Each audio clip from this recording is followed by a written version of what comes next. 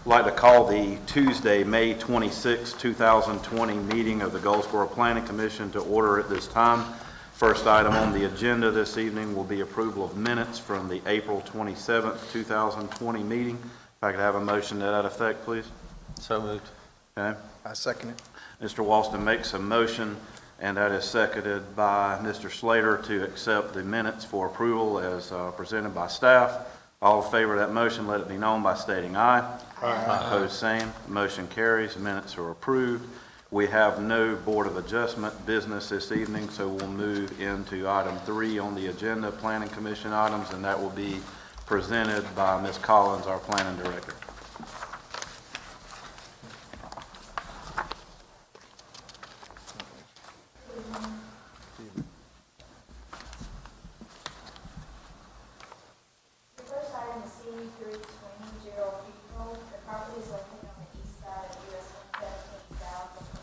Bridge Road and South George Street. The applicant is requesting an increase in electronic gaming machines from 50 to 100 for the existing internet cafe. There's a history with this property here with regards to an internet cafe. It was originally approved for 20 gaming machines back in 2013. In 2014, City Council denied a request to increase the number of gaming machines based on parking requirements. In 2014, Council approved a parking ordinance amendment to reduce that parking requirement for Internet Cafe from 2 parking spaces per machine to 1.5 parking spaces per machine. And then in addition, they approved the previous owner's request to allow an increase in those games from 20 to 35. As you're all aware of, in March of 2016, upon an order of the District Attorney's Office, those businesses were closed. Once software upgrades were installed and in compliance, business owners at that point reapplied for conditional use permits and went back into operation. In 2017, City Council again amended the city's electronic gaming ordinance with certain requirements based on their restrictive zoning, which is GB, that they're permitted in with a conditional use permit, and no establishment shall be located within 500 feet of any residentially zoned or developed property, church, school, daycare, playground, or public park.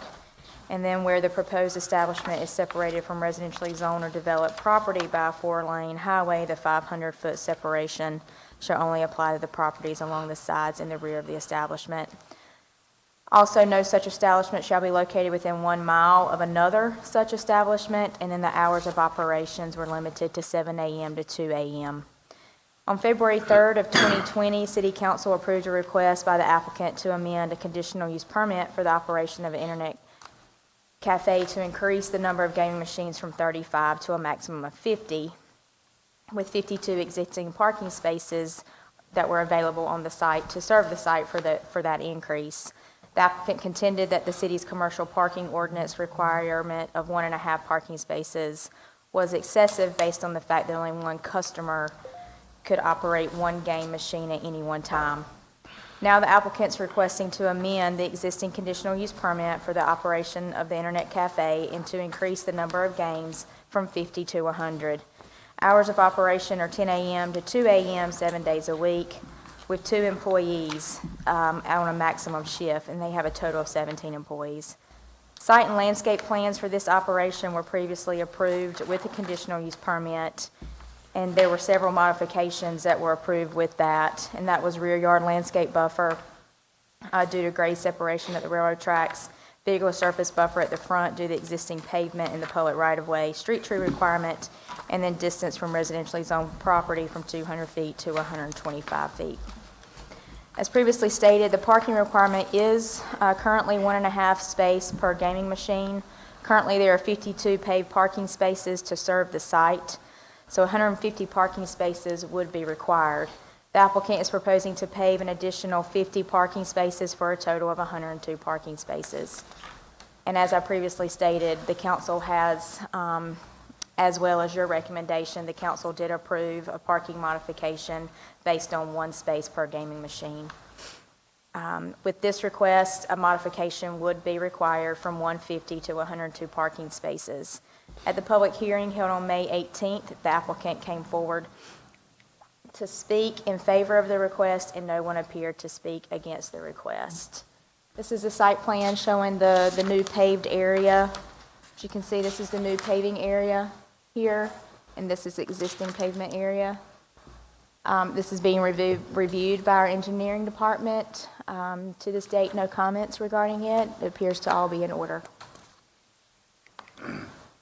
This is a picture of the existing site. And then the parking, as I stated earlier, would be back here and then come along the side of this building, in this area. Any questions for staff? Yes, sir.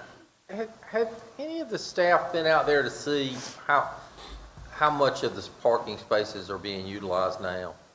I have not witnessed it, but he says that most of his patrons, there are 2 or 3 that ride in a car together, but it's very rare that his existing parking is maxed. But what I have seen, what I've personally seen is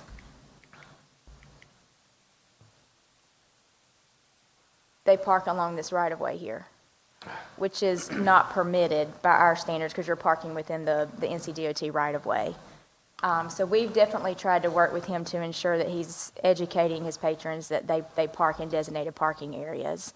But I still am not convinced that all these spaces are full at any given time.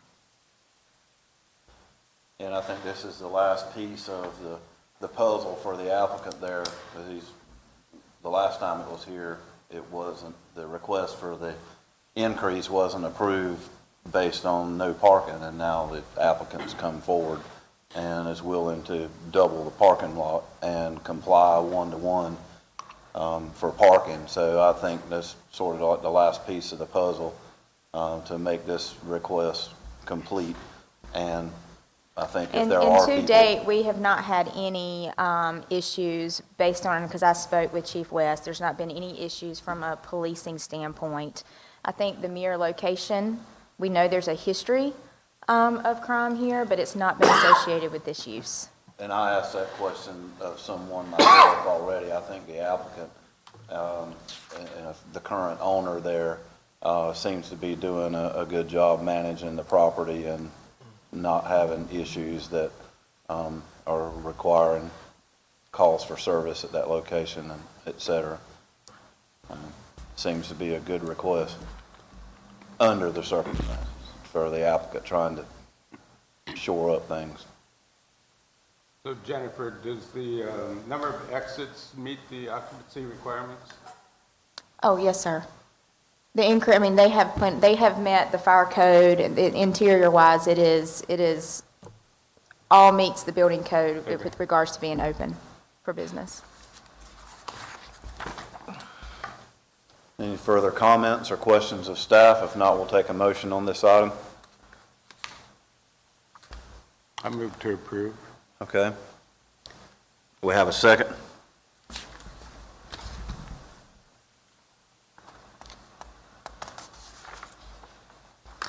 Mr. Bauer makes a motion to approve this item. Do we have a second? I have a question for it, or is it too late to do that? And we can hold the motion. Just hold, well, if he's required, what I don't understand about the parking spaces, he says it's like 1.5, but is he going, he's talking about the modification from 150 to 102, is that permittable? Under the circumstances, because we already approved the request previously Well, I to remember go that, back to yeah. 1-to-1. So Okay. now he's complying with what we previously Okay. approved. And staff has spoken with council about that as well, and we will be going through a major UDO amendment soon, just to incorporate new general statutes for Chapter 160D. So part of that recommendation will be to fix this, as this has Okay. been the history that we have gone, is for 1-to-1. That answers the question. I second it. Okay. All right, we have a motion to approve the item as presented by staff, and that's actually item 3A, number 1. That's seconded by Mr. Waters. All in favor of that motion, let it be known by stating aye. Aye. Opposed, same. The motion carries, and the item is approved.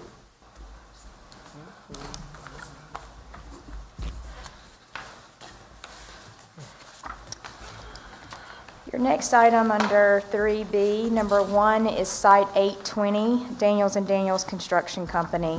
This is Wayne Christian School Classroom Expansion and Parking Lot Addition. The property is located on the west side of Patetown Road between Kearney Lane and West New Hope Road. The area is approximately 25 acres, and the property is zoned office and institutional. According to the city's Unified Development Ordinance, non-residential developments that disturb greater than 1 acre shall be approved by city council. The proposed development will disturb approximately 2.0 acres. The submitted site plan indicates a single-story, roughly 3,000 square foot building of wood frame construction proposed for the use as a STEM classroom and used by high school students in the 9th through 12th grades. The floor plan for the proposed classroom expansion indicates that the facility will consist of 2 science classrooms, a prep station, and restrooms for students and staff. The site is served by 1 main access located at the intersection of Patetown Road and Catherine Street. The main exit for the site is located at the intersection of Patetown Road and West New Hope Road.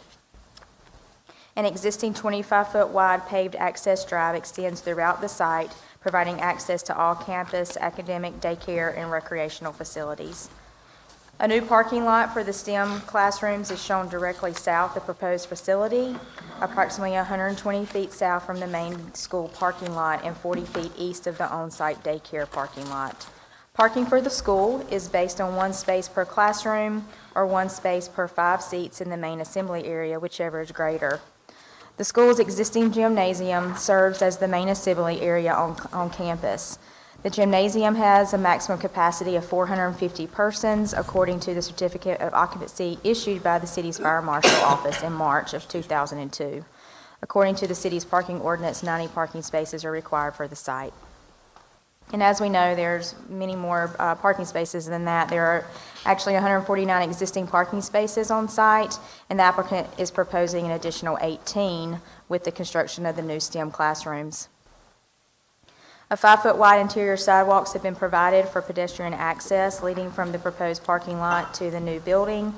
Exterior sidewalks are not required since the building or parking area is not expanded more than 50%, and the site is not recommended for sidewalks on the city's pedestrian plan. 2 large street trees are proposed for the new STEM classrooms parking lot and are in accordance with the city's landscape ordinance. No other landscaping is required.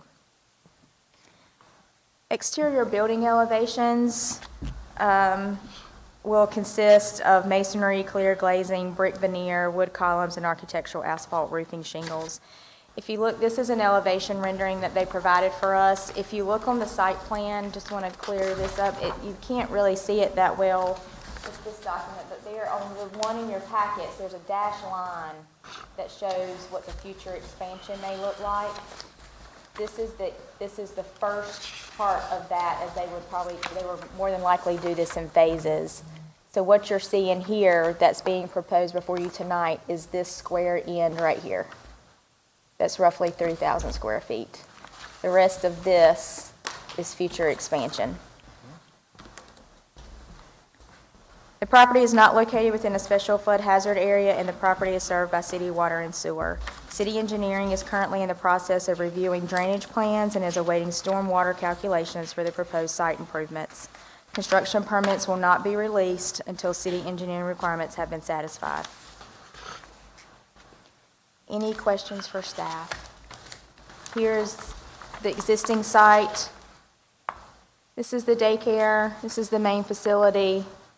Here is where we're proposing, and again, future expansion that will front Patetown. Any questions? Okay, if there's any questions for staff or comments, we'll take a motion on this item. Motion to approve. Okay, Second. all right. Ms. Barnett makes a motion to approve item 3B-1 as presented by staff for approval. That's seconded by Mr. Bauer, and that will be subject to staff approval of lighting and stormwater. All in favor of that motion, let it be known by stating aye. Aye. Opposed, same. The motion carries. The item's approved. Your next item is Site 920, William Raymond. This is fitness and nutrition site. The property is located on the west side of South John Street between Olivia Lane and Wayne Avenue. The zoning is I-2 General Industry. The commercial property was formerly known as White's Tire Service and Repair. It was completely renovated in 2018 for a manufacturer of commercial cabinet slides, and most recently permitted as an interior and exterior commercial painting contractor's office. The applicant is proposing to utilize the existing property as a fitness center. According to the city's Unified Development Code, fitness centers are permitted within the I-2 zoning district. The submitted site plan indicates a single-story, approximately 7,000 square foot commercial building of metal frame construction proposed for use as a fitness center.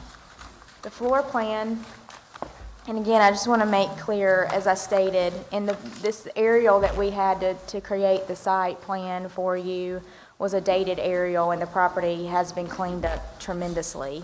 So we asked our IT department to fly a drone, and you can see now that the back lot is nothing but gravel. It's all cleaned up, and it's just been a huge improvement to the site with working with the property owner through the transition of uses through the years. And then this is an existing elevation picture of the property itself.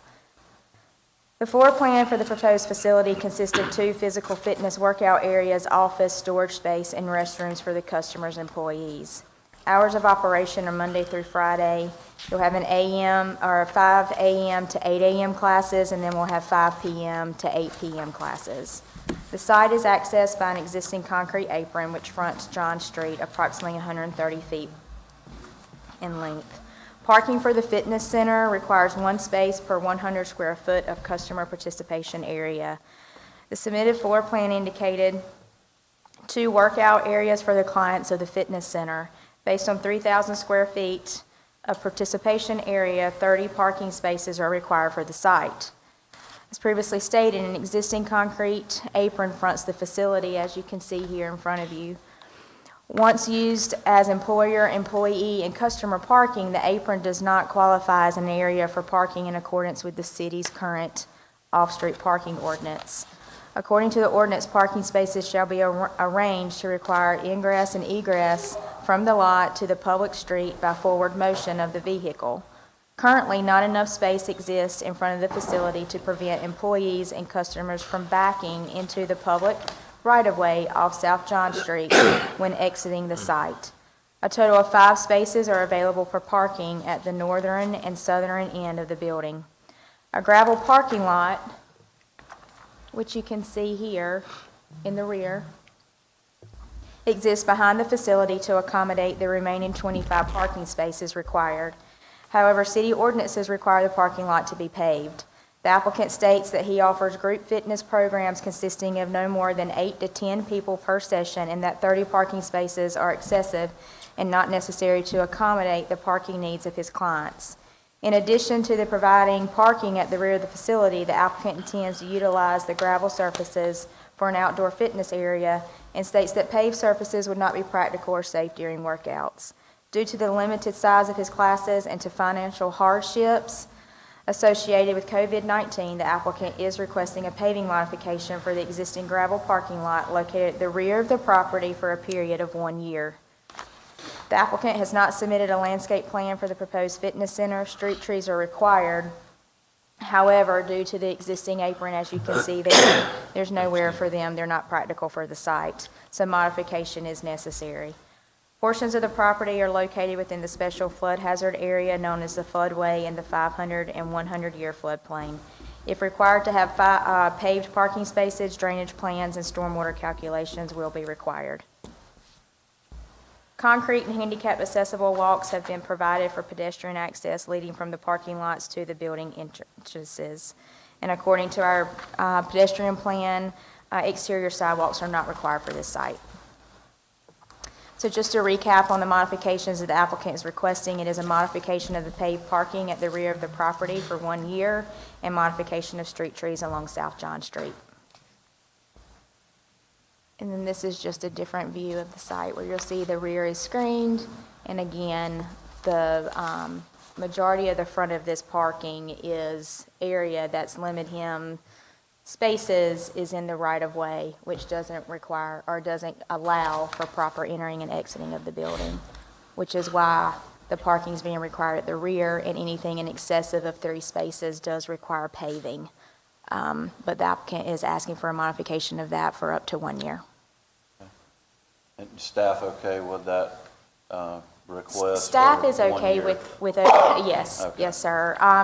It is something we rarely do, but due to the event of, I think, the pandemic that we're facing, it is a hardship for the property owner. And as well, currently, they're not even open right yet. And it's not sure when they'll be able to open. But the applicant is wanting to make sure everything is in order by the time that the executive order may change and allow them to go back.